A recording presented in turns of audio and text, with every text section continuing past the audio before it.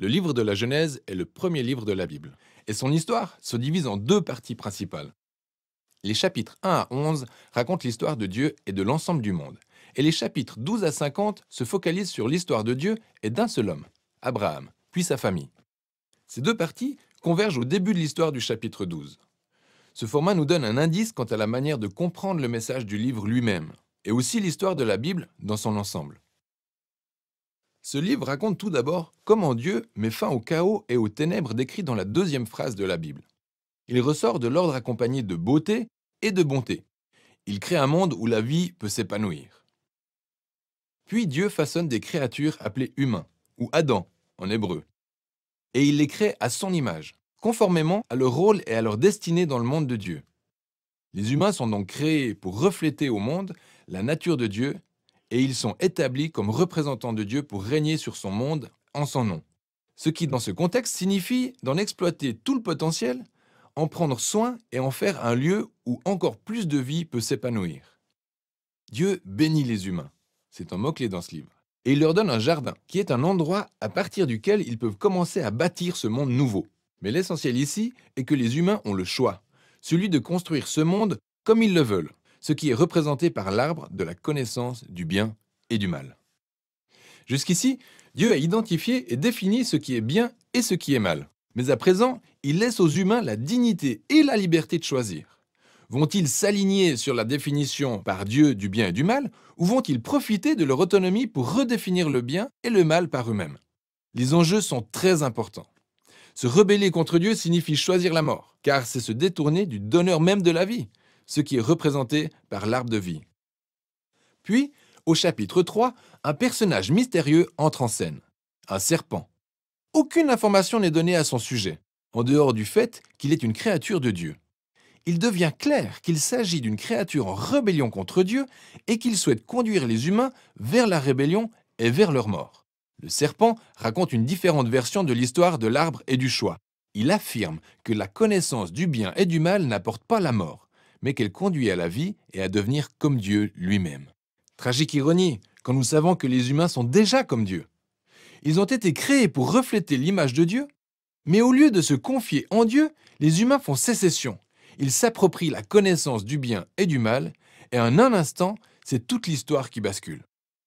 Le premier dommage subi concerne la relation entre humains. L'homme et la femme réalisent soudainement combien ils sont vulnérables. Ils ne se font même plus confiance, alors ils fabriquent des vêtements et cachent leur corps de la vue l'un de l'autre. Le second dommage touche à l'intimité entre les humains et Dieu, qui elle aussi est rompue. Ils vont donc se cacher de Dieu. Et lorsque Dieu les retrouve, ils commencent par se rejeter la responsabilité de la rébellion. C'est là où s'arrête cette histoire. Nous avons ensuite une série de courtes proses où Dieu décrit aux serpents, puis aux humains, les conséquences tragiques de leurs actions. Dieu dit tout d'abord au serpent que, malgré son apparente victoire, il est en guise de défaite destiné à manger la poussière. Dieu promet qu'un jour, en rejeton, la postérité de la femme assénera un coup mortel au serpent en lui écrasant la tête, ce qui semble être une bonne nouvelle.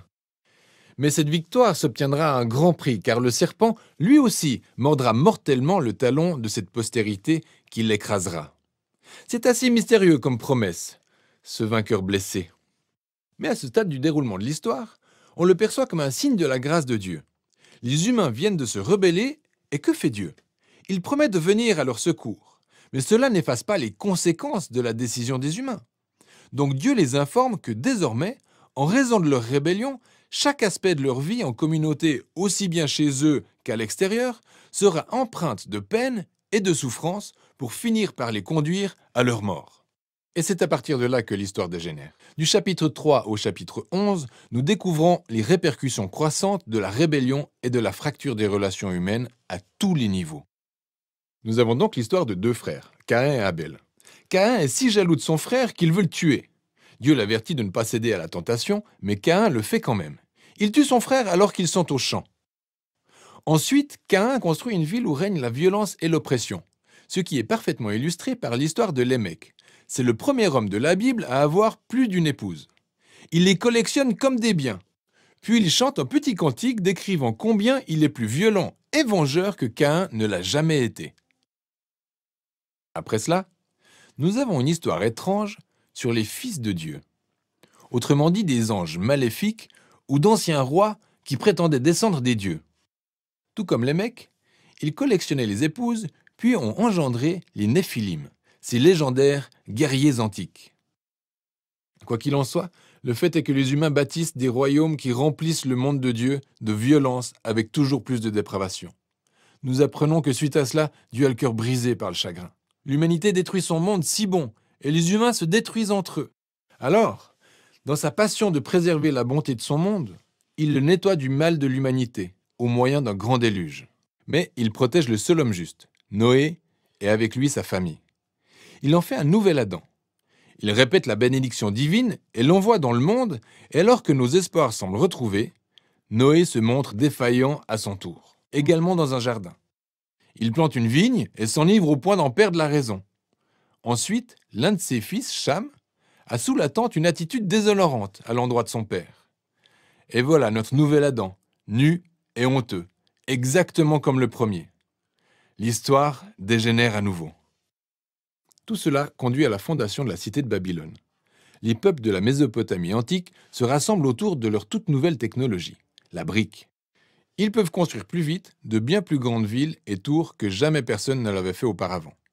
Et ils veulent construire un nouveau type de tour qui s'élèvera jusqu'aux dieux pour se faire un nom par eux-mêmes. Un tableau de rébellion et d'arrogance humaine. C'est la rébellion du jardin à grande échelle. Alors Dieu rabaisse leur orgueil et les disperse. C'est donc un ensemble d'histoires diverses, mais on peut voir qu'elles explorent toutes le même point fondamental. Dieu continue de donner aux humains une chance de faire le bien dans son monde. Chance qu'il continue de gâcher. Ces histoires soulignent que nous vivons dans un monde bien que nous avons corrompu et que nous avons tous choisi de définir par nous-mêmes ce qui est bien ou mal. Que nous contribuons tous à ce monde de relations brisées, conduisant au conflit, à la violence, et pour finir, à la mort. Mais il y a de l'espoir. Dieu a promis qu'un jour, la postérité viendrait. Le vainqueur blessé qui vaincra le mal à sa racine. Malgré le choix du mal par l'humanité, Dieu reste déterminé à bénir et à sauver son monde.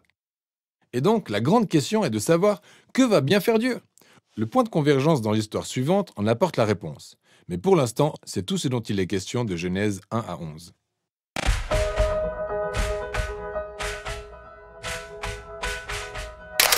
The book of Genesis, chapter 1. In the beginning, God created the heaven and the earth. And the earth was without form and void, and darkness was upon the face of the deep. And the Spirit of God moved upon the face of the waters. And God said, "Let there be light." And there was light. And God saw the light, that it was good. And God divided the light from the darkness. And God called the light day, and the darkness he called night. And the evening and the morning were the first day. And God said, "Let there be a firmament in the midst of the waters,